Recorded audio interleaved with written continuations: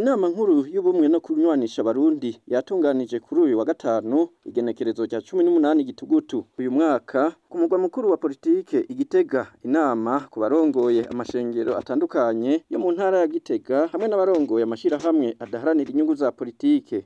Déogratias Nsanganiyumwami sanzwe arongoye iyo nama aratubwira icatumye atunganya iyo nama.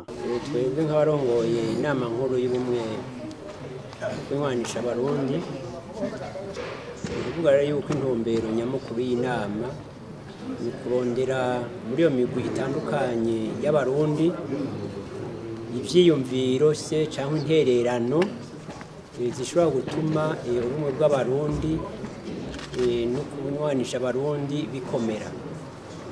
Murazi yuko karahara mu Uganda ntibacura, ubumwe bw'Abarundi nibwo nkingi ikomeye cyane yo gukora ko kugira ngo no muri mbonakazoza y'igihugu y'Uburundi buteye Uburundi bwifashe mu mwaka wa 2040 Uburundi buteye mu mwaka wa 2060 bishobore gushoboka.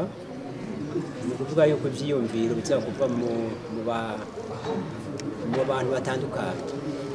Rero mu ntererano batanze zino kwita recommandation nkuko mushikirije bavuze Abarundi bari hanze baravuga n'ibijanye no gusabikanya amatungo y'igihugu hagati y'abene Burundi.